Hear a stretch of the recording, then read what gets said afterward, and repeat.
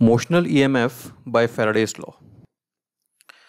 So again, we are going to calculate the EMF across this rod PQ, which is moving with a velocity v in a uniform magnetic field, which is inside the plane.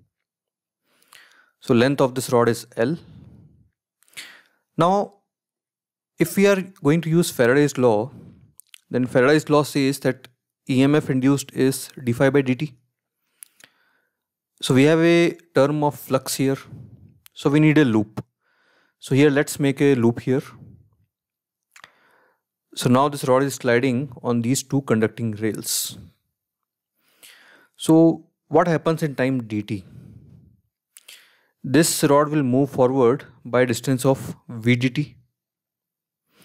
Now if you see this loop, the flux which was going through this loop before was this area, and now the flux is reduced by this area.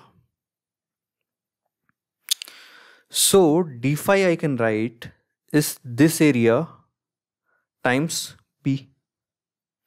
So d phi is bds and ds is L into vdt. So now we use Faraday's law.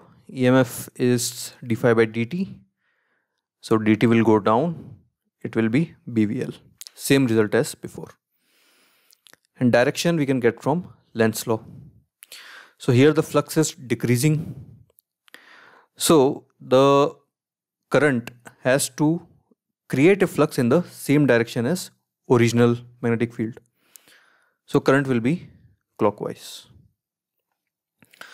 Now the same circuit we can represent like this, where instead of rod with EMF BVL, we put a battery of EMF BVL.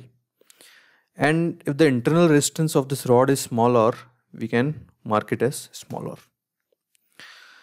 So this is the equivalent circuit, replacing the rod with battery of EMF BVL, and small resistance of rod can be treated as internal resistance of battery.